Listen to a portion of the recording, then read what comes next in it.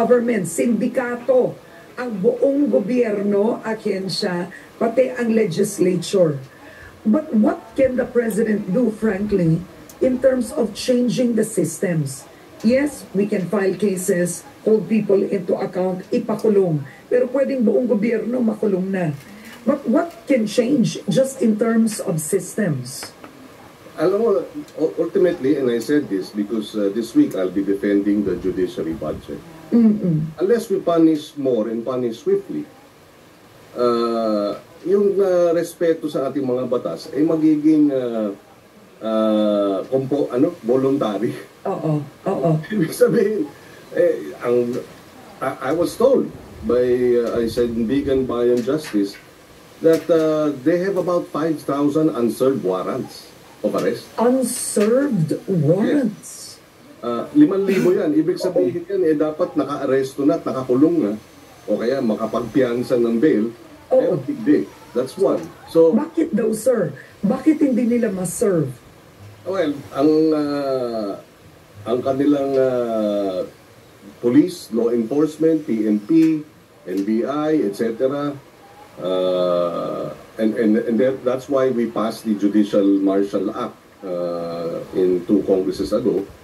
Well, bluntly, bakit hindi na isi-serve yung warrant of arrest? Kasi mga negotiable instrument yan eh. Ginagawang pang blackmail ng mga otoridad. At syempre, pag hindi naman isinerve yan ng pulis at ang mga NBI ang warrant of arrest, halos wala naman sila pananagutan eh. Ito naman mga amo na sa gobyerno, ay pinababayaan din sila kasi kunang yan eh, kamutan ng likod yan eh. Diba? Basta sundin nyo lang ang mga inuutos namin sa inyo, okay lang na magkakwarta din kayo. Iyan po ang problema sa ating bansa po. Ano nga sabi ni Senador Kiko? Kumbaga tama yung si Erap eh. Weather lang ang ating hukuman dito. Hey! Good morning, ladies and gentlemen of the jury. Pwersa 99.9% sa pwera sa Luzon, Visayas, Mindanao, maging sa buong mundo. Mr. Juror po, Dr. Sixto Kitkilates Lagari po lamang, ang inyong abang lingkod, founder ng Philippine Trial by Jury Movement / Partido KKK 2.0 Demokratiko. Ang ating po advokasya, gawing tunay ang ating demokrasya. Ipagpatuloy po natin ang himagsikan na pinamunuan ng ating pong mga ninuno o ng ating sigat Andres Bonifacio na sinamahan ng ating pong mga ninuno Katipuneros sapagkat malinaw po ang kanilang layunin at malinaw na kapakipakinabang ang kanilang dakila, dalisay na adikain para sa lahat, halos o sa lahat ng mga mamayan, sa halos lahat ng mga mamayan o hindi man lahat ay makikinabang. So, bago lahat, mga luma ay dapat palitan na po natin. Pahirit mo na ng suporta sa ating YouTube Juror Advocacy Channel, Mr. Juror Prosada Contra Curaco. Like, share. Mag-subscribe na rin po kayo nang sa ganun ay meron po kayong notification. Pindutin yung notification bell. Nang sa ganun ay notified ho kayo oras na may bago po tayong upload ng mga advocacy videos. So, pinatisin po natin ang gusto yan, para malinaw ating pinanggagalingan. Tingnan po natin kung ano pa po yung sentido comum dito ni Senador Kiko Pangilinan. Go ahead, Senador Estrada was shamed nung nakulong siya. And yet, here we are again. So what is wrong with us? Hindi naman natatakot, sir. Again, that's why ultimately, nung ako hinihearing ko yung budget ng judiciary, sabi ko, while I'm hearing this budget of the judiciary, sabi ko, hinihearing yung flood control ng Blue Ribbon. Pero sinabi ko to sa mga huwes. But ultimately, when all of that dies down, dito sa hudikatura, dadalhin lahat yun. Anong gagawin ninyo? Mag-absuelto na naman ba kayo?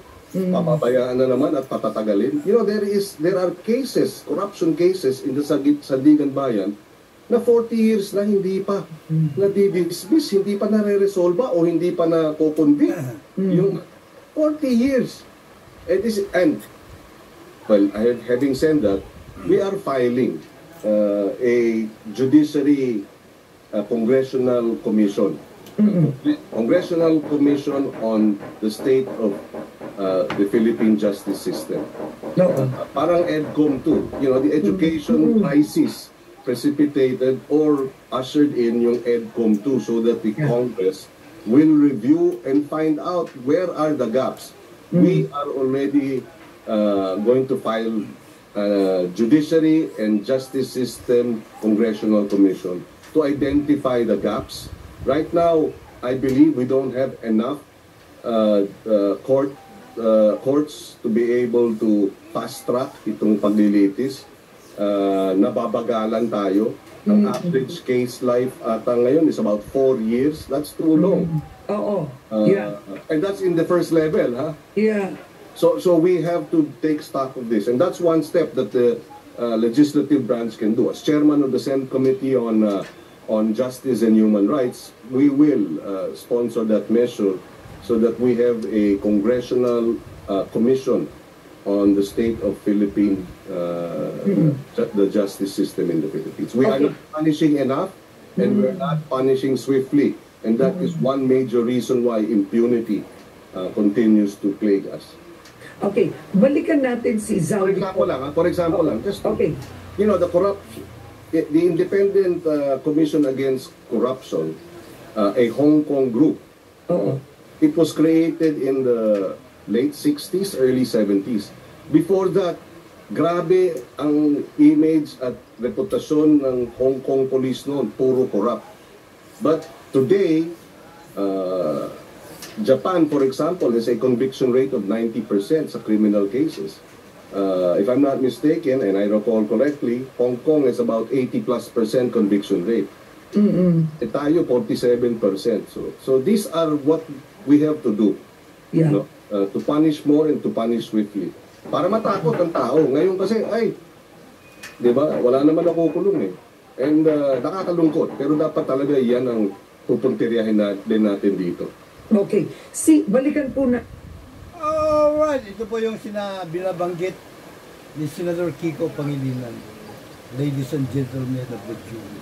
Independent Commission Against Corruption, Hong Kong, China. Ito po ay kahintulad din po ng ating Office of the Ombudsman. Constitutional body na po yan, na Office of the Ombudsman. Ngayon, meron naman pong ikinasa batay sa executive order ni Bongbong Marcos. Ito po yung ICI. Na gusto nila isabatas pa para mabigyan lalo ng pangil. Pero, teka muna. Kung yung independent constitutional body na ombudsman COA nasisindikato. Kaya inutil. Kung yung ang Sandigan Bayan independent body, nasisindikato. Kaya naging inutil. Kung yung ang Court of Appeals, maging ang Supreme Court, nasisindikato. Kaya inutil din. Maging yung ating pong mga legislatura, nasisindikato din po. Kaya naging inutil. Sino po pwede manindikato? Kung sino po nakaupo sa Malacanang. Sapagkat ang nakaupo sa Malacanang, siya ang Chief of Staff o Commander-in-Chief of all Armed Forces. So nasa kanya na po yung guns, sa kanya pa yung guns. Kung meron pa siyang Davao Death Squad o Philippine Death Squad. And then hawak niya yung susi. Pati yung gold na sa kanya na. Guns, gold nasa kanya. Kaya pwede niya talaga sindikatuhin ang buong gobyerno kung gugustuhin niya kung sino ang ating Pangulo. At walang pwede mapanagot sa kanya sa batas. Hawak niya yung batas, hawak niya lahat eh. Di ba ba? Now, ang Hong Kong, na po, katulad din dito na Singapore, mahigit 100 taon na sila po ay kolonya ng British. Po. Kaya sanay po sila sa hukuman trial by jury of the people. Jury of the people, justice system po uso sa kanila. Kahit nung sila ay kolonya pa. Nga lang, ito pong British, wala po silang katulad nun sa Amerika na grand jury. Na siyang kumikilatis ng probable cause. Kahalintulad ng Department of Justice natin or Ombudsman. Pero, independent. Na hindi katulad nitong Ombudsman, Department of Justice, maging yung ICI, pwedeng utusan, pwedeng diktahan, pwedeng pigilan, o pwedeng utusan na, imbestigahan mo si ano, kahit walang kasalanan. Kargahan mo ng kasalanan. Diba? Para makulong agad dyan. Diba? Tulad na ginawa nyo kay Laila de Lima. Di po ba? Si Como wala nga ganun ang Singapore at ang Hong Kong, gumawa sila ng independent investigation body. So, malamang katulad din po ng grand jury, doon po nagsusumbong ang mga mamayan.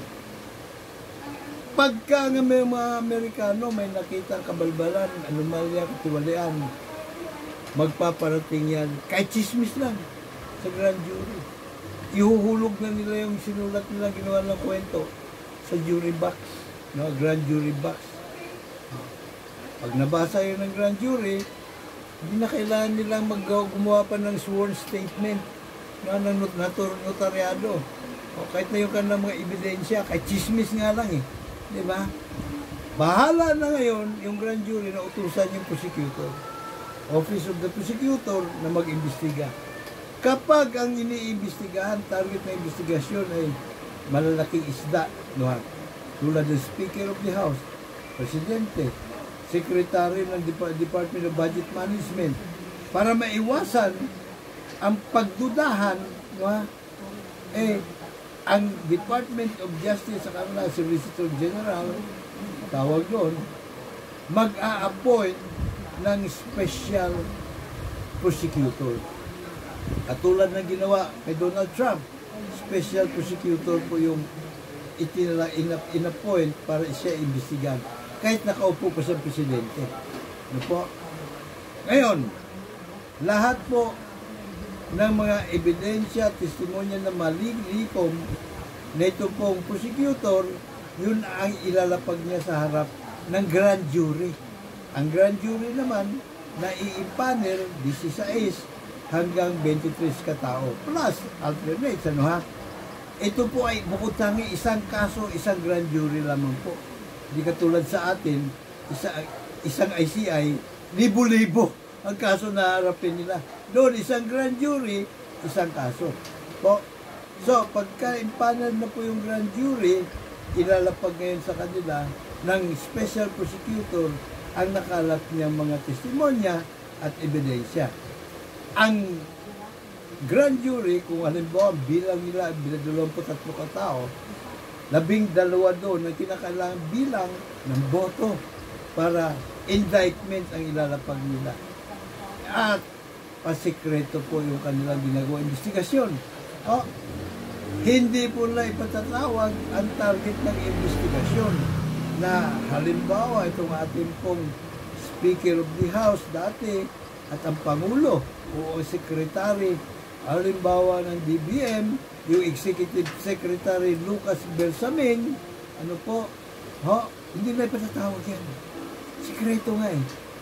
Una, para pagka negatibo ang resulta, hindi masisira pagkatao ng target nilang iniimbestigahan.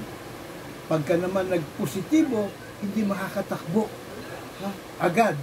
Yung ka na iniimbestigahan, hindi nga niya alam na iniimbestigahan pala siya. Ang right to due process niya, nandun na sa trial jury. Sapagkat dito po, sa grand jury, wala pong deprivation of life, liberty, and property na nangyayari. Ano po? Pangalawa, lahat po ng akusado presumed innocent until otherwise is proven. Ano po? Kaya binabasahan ng Miranda rights kahit na yung mga nahuhuli ng in flagrante delicto. Po, quote in the act. Babasahan pa ng Miranda rights, you have the right to remain silent. Anything you say can be used for or against you. Kaya kaungasan niyang ginagawa dyan sa ating Senado at Kongreso, na kinukontempt nila yung ayaw magsalita. Malaking katarantaduhan yan. Pandiktadorya kasi yung ating demokrasya, huwad eh. Di po ba? Kung sa Amerika nila gawin yan, kulong yung mga daputan, mga senador niya, mga congressman na yan. Kasi may karapatan niya eh. Si Donald Trump, nung pinatawag siya para kunan ng deposisyon, o hindi naman kinakailangan, minarapat po ng grand jury na kunin ang kanyang panig kung gusto niya. Now, humarap si Donald Trump, alam niyo ba, 52 beses in-invoke niya yung kanyang Fifth Amendment right, the right to remain silent.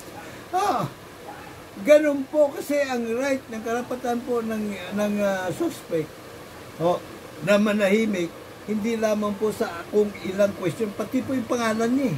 Diba? Pati pangalan niya. Edad, kasarian. As in lahat ng tanong kung ayaw niya sagutin, pwede. Hindi siya malilintikan, hindi po siya mapapanagot. Wala pong batas na magpapanagot sa iyo laban sa iyong karapatan to remain silent. Sa malinaw po tayo dyan. Ngayon, ito pong grand jury, nulit ko lang, ulitin ko, hindi po ito po pwedeng diktahan kahit ng presidente o ng chief justice. At yung indictment po nila, di po pwede din po harangin o pilipitin, baluktutin, di po pwede. Diretso po yan doon sa judge at yung judge, ipatatawag ka agad yung na-indict at tatanungin, ikaw ba ay guilty o not guilty? Pag sinabi po niyang not guilty, bibigyan ng 7 buwan yan. Katulad ni Duterte, 6 na buwan nga lang kay Duterte para paghandaan yung kanyang depensa. Bago sumapit yung araw na yan, na-irapor na po lahat ng 18 anyos pataas sa isang lugar, kung saan gaganapin yung paglilitis, na-irapor na po. Sila po yung tatayo o uupo bilang mga trial jury. 12 po sila plus alternates. Ano po? So, lahat po ng 18 anyos pataas, marunong bumasa at sumulat, kwalipikado, obligado. Pero kung meron kang kahindik-hindik ng dahilan, pwede naman ma-excuse. Halimbawa, 4 na araw ang pagdinig. Kasi average na pagdinig dyan sa jury, trial jury, 4 na araw. Yung finding of probable cause, 4 na araw din. Pero yung sinabi ni Kiko, Senador Kiko Pangilinan, 4 na dekada, buhay pang kaso. Sa Sandigan Bayan, pambira pa kayo sa patis. Justice delayed is justice denied. Hindi po ba? And so, ito po ang nangyari sa Singapore. Kasi sa Singapore, bagaman na po, inalis na nila noong nagkaroon po sila ng kalayaan noong 1965.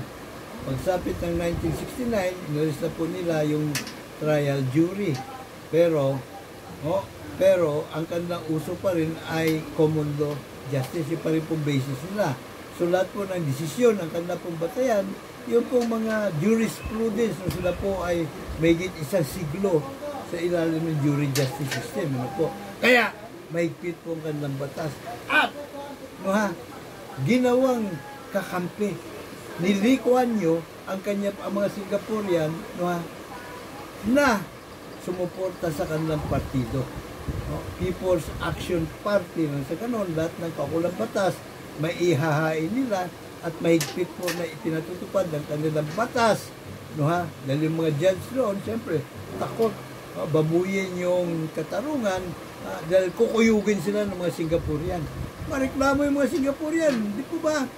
Sabi nga nung kakwentuhan ni ng Professor Cielo Magno at Christian Isguera, abay, 5 minuto lang, malate ang train, abay, angalan na ng angalan ang mga Singaporean. No? Meron po silang karapatan na umangal at wala po sila kinakatakutan umangal dahil pag umangal po sila, hindi sila naririspakan o nalilintikan. Hindi katulad sa atin na umangal ang isang senadora pa yun kulong. Siya pa nakulong sa gawang-gawang kaso. At dahil hukuman trial may palakasan nga uso sa atin, 7 taon nakulong yung pobre.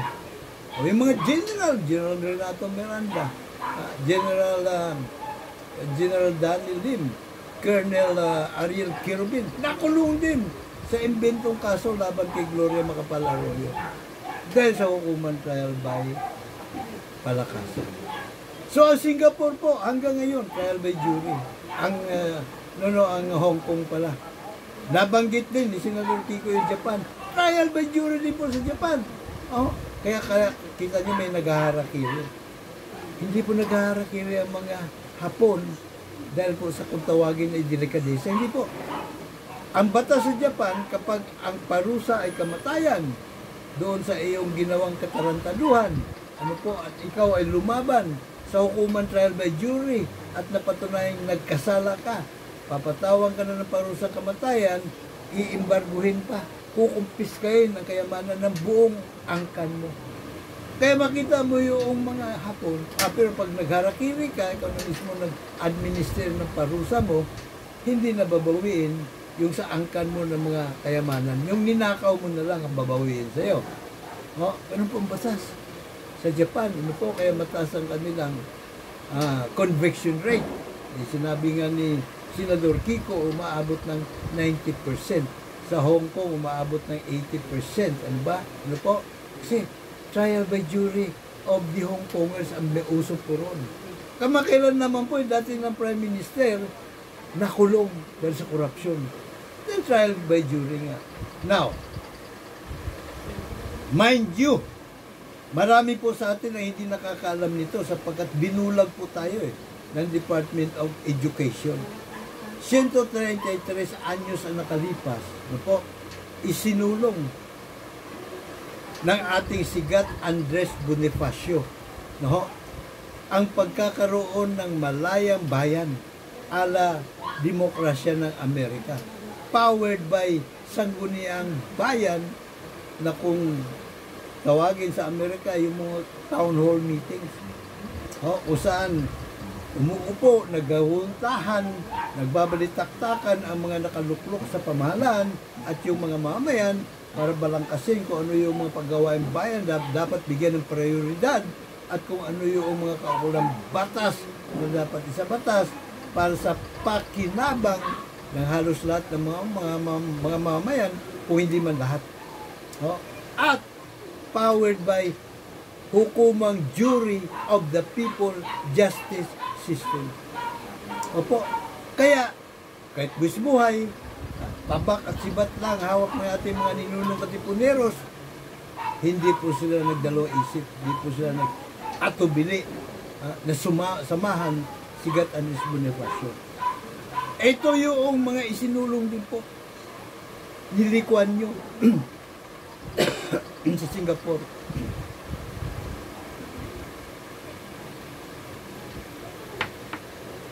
Bago pa po isinilang si Lee Kuan Yew, meron na po tayong Gat Andres Bonifacio na nagsulong ng malayang bayan powered by jury of the people justice system. Nangopya lang. Malamang si Lee Kuan Yew doon kay Gat Andres Bonifacio. Wide reader din po kasi si Lee Kuan Yew Ganon din si Gat Andres Bonifacio. Ang problema lang, hindi na isang beses o 2 beses, 3 beses po tinambangan at pinaslang ang pangarap Pinoy ang pangarap natin mga ninunong katipunero para sa atin. Ha? Para sa ating mga kapakanan, mga karapatan at kinabukasan hanggang sa susunod po natin sa rinlahe. Una, sa Campo Aguinaldo. Kaya po doon sa 1897-98 Malolos Constitution, itsapuera ang karapatan sa trial by jury.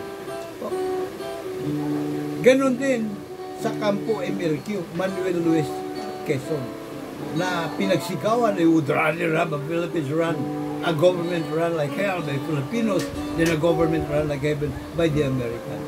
Bakit run like heaven ng Amerikano? Sapagkat doon po sa original na teksto ng 1787 United States Federal Constitution, malinaw po na nakaukit ang karapatan sa trial by jury. Bukod pa doon, pinaluan pa po. Hindi lang isa, 3 beses, 5 beses po sa kanila pong Bill of Rights. O, ang karapatan sa trial by jury. Ano po? Kaya, ang nangyari, nung nilimbag ng mga ungas na framers, ang 1935 Constitution, itsapuera po sa Bill of Rights ang karapatan sa trial by jury. Sa pangatlong pagkakataon, yung EDSA People Power. Sa gobyernong kina Cory Aquino na itatag, ito pong 1987 Constitution. Ganun pa rin po ginawa ng mga ungas na framers. Ha? Hindi pa rin po nila inilagay, isinama sa Bill of Rights ang karapatan sa trial by jury. So ito po tayo. Ito po tayo. May pa. Ha? Trillion peso people march pa tayo. O ngayon marami na naman po ang nangguguyo, nanguuto, sloganeering para sila ay suportahan natin sa halalan 2028. Ano po? Suportahan natin ating mga sarili. Tayo pong puwersa 99.9% Chapuera, magsama-sama sa Partido KKK 2.0 Demokratiko. Atin po ipagpatuloy ang naunsyaming himagsikan, pagsusulong ng malayang bayan ala demokrasya ng Amerika powered by jury of with the people justice system. Tayo po ang makinarya politika dahil atin po itong Partido KKK 2.0 Demokratiko. Sa hanay po natin manggagaling ang ating mga kandidato at obligado po silang pumirma ng covenant, kasunduan sa mga mamamayan. Now within a reasonable period of 90 days, pag naluklok po sila, ihahain po nila sa Senado, sa Kongreso, sa Sangguniang Bayan, Sangguniang Panlalawigan, ang jury of the people justice system. Pag hindi po nila ginawa yun, kailangan nila magbitiw sa pwesto. Kapag maging yun ay ayaw nilang gawin, yung pong pinirmahan po nilang covenant pwedeng gamitin ng kahit na sinong botante para maghain ng mandamus petition sa Korte Suprema para siya ay matanggal sa pwesto. Ito po ang bukod tanging magagawa po natin katulad ng ginawa ni Lee Kuan Yew sa Singapore. Kinopya ni Lee Kuan Yew ang discarding katipunero. Malayang bayan, powered by hukuman, trial by jury of the people. Yung po hukumang balangay, ang tawag po noon, panahon po natin mga ninuno, panahon nila po Lapu, uso na po sa ating bayan. Yan ay kinopya ng ating mga ninuno malamang sa Magna Carta of 1215 England. Kung kaya hayahay po ang buhay ng ating mga ninuno noong araw. Na bago lang, pinalitan na hukuman trial by palakasan, o yung po kung tawagin ay Real Audiencia de Manila, nung sinakop na tayo ng Espanya. Hanggang ngayon, ang uso po sa atin na hukuman ay kabuktutan trial by palakasan ng mga traidor at kawatan sa pamahalaan ala Real Audiencia de Manila na pamana ng Espanya. Ang kabalintuanan, alam niyo ba? 1980s pa lamang po, nag-ship na sa trial by jury ang Espanya mismo. Kung kaya yung bayaw ng hari, nakakulong po. Dahil sa korupsyon, nakakulong. So, gusto natin na makatarungan, makatawad lipunan, tara na! Puwersa 99.9% sa pera. Juro revolution na. Dapat lang. Juro. Gawin po natin itong magkaisa para sa ating pong sariling, hindi na para sa ating sariling kapakanan, karapatan at kinabukasan dito sa kasalukuyang henerasyon, bagkos hanggang po sa ating mga susunod na salinlahi, hanggang sa ating mga apuhan till His kingdom come. Kung po inyo dati nakalandang maglingkod, laging nakalandang maglingkod, Mr. Juror, Dr. Sixto Kitkilates Lagari po lamang PhD, Public Administration, Honoris Causa. Pero bago ang lahat, again, ha? Pahirit na suporta. Share. Like. At mag-subscribe dito po sa ating YouTube Juror Advocacy channel. Krusada kontra kurakot ni Mr. Juror. Malaking ambag na po yun para po sa ating advokasya. Nakapakipakinabang para po sa halos lahat sa ating nasahanay ng puwersa 99.9% sa pera, kung hindi man lahat o tayo ay makikinabang. May God bless us all. May God bless Philippines.